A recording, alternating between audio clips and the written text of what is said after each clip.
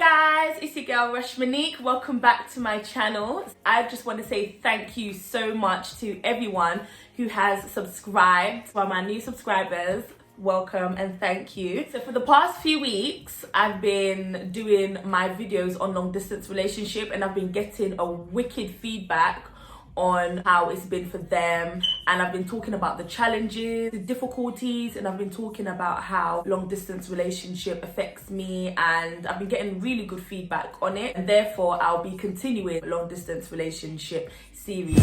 So today I have my special guest, as promised, coming onto my channel to share her experiences, to share her views on long distance relationship.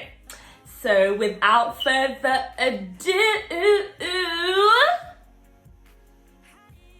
please welcome, drum roll please, my mummy. Yay. Hi mum. So I'll be interviewing my mum today. Welcome. Thank you for having me. So my first question to you is, what was it like for you back then? We're talking 20 years ago. So how was it for you? It was different. It was very, very different back then. We didn't have the technology, of course, that you guys have now to interact and communicate. So we found that we had to speak by phone cards, go to the internet shop and buy half an hour or buy a phone card for £5, and when that was done, that was done. Oh gosh. And we didn't have FaceTime, we couldn't see each other, and we used to write letters and wait a week or so for it to arrive. But it was the thrill and the enjoyment of having to get that letter and sit down and read it. So you're telling me you actually have letters from over 20 years ago from Daddy? I do. So it was different then in terms of communicating. Yeah. So Yeah, because now we have Wi-Fi. If you ain't got service, Wi-Fi, contract, bye. Yeah. So you get to know somebody a bit more because you can speak to them like all day, every day if you wanted to really. Yeah. We never had that. So Okay. My next question is, what advice would you give anyone who is considering embarking on a long distance relationship? well, my advice would be to be very present in the relationship.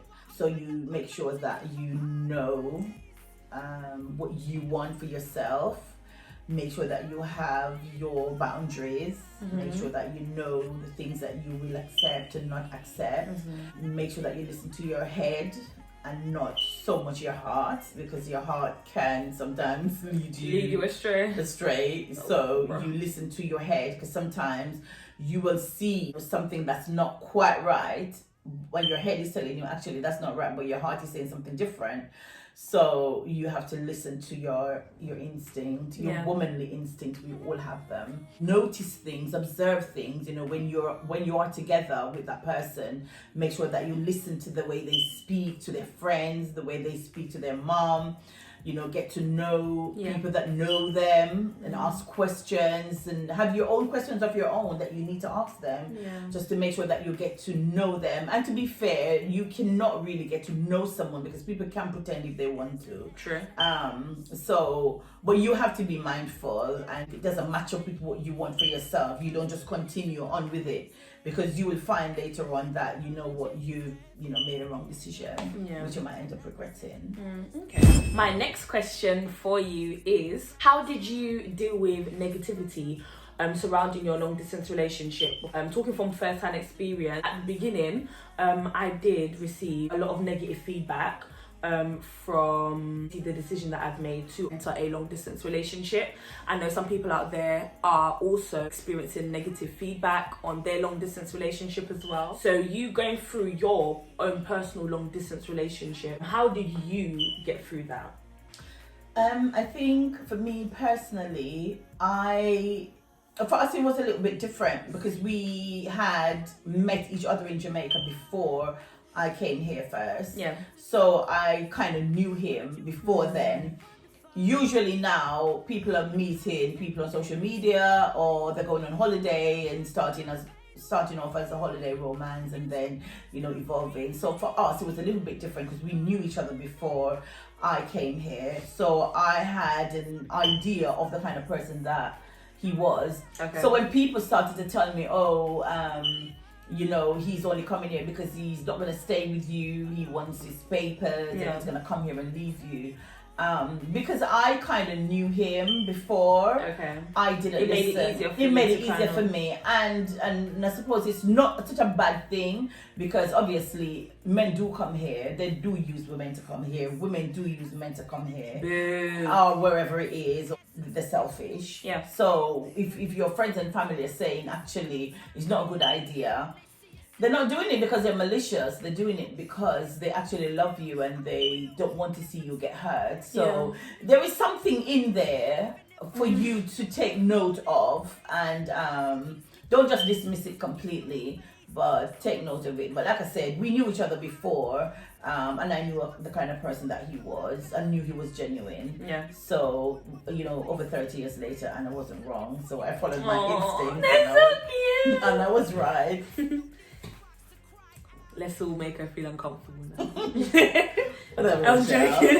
And my last question to you is, looking back on your journey 20 years later, would you recommend someone that is considering a long distance relationship? It would be selfish of me to say no, bearing in mind, it's worked out for me. Like I said before, I go back to what I said at the beginning, where you have to follow your head and your heart. They both have to be in sync. You have boundaries, and you've got your goals set for yourself, what you want to achieve in that relationship. You have to be open and honest with your partner. They have to be open and honest with you.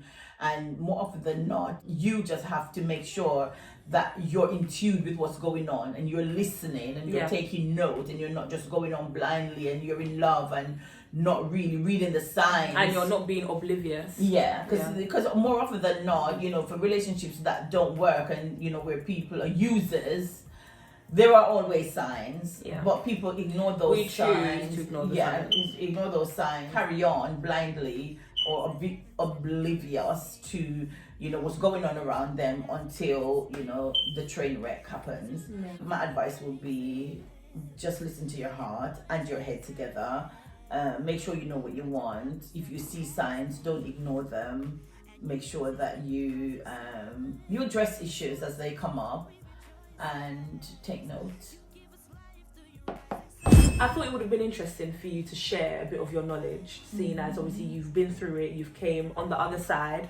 Obviously it hasn't been easy. Had some challenges. We've had some challenges. We've had some difficult times, but it's about us knowing what we wanted at the end of the day, that we want, regardless of what happened, we wanted to be together. We saw something in each other that we knew we couldn't whatever, Rochelle. You just see something in each other that we knew that we couldn't let go. So we held on through the tough times, and we celebrated our 10th anniversary a year ago. Okay, so quickly, how long have you been with Daddy? Oh, we've lost count. I've lost count. We met in 1984. So you've been with him for 36 years. Yeah. So the long distance bit of our relationship, we kind of had two periods of long distance relationship where when I came here, I left him in Jamaica, and then when he came, he went back to Jamaica and he left me. So we kind of had two periods of long distance relationship, but they were basically the same period in the early 90s. And there you have it, first-hand experience from me mom on long distance relationship. Thank you again, Mom, for coming on my channel, sharing your wisdom and experience. And this is just part one. Get your tea, get your wine. Where's my wine? I'm on a 40-day fast. So part 2 is coming in a few days, so stay tuned for that, and please don't forget to subscribe to my YouTube channel. I will see you on my next video. Bye. To cry out, I don't need no rocks to cry out in my place. He's been too good even when I'm ungrateful, but he knows we need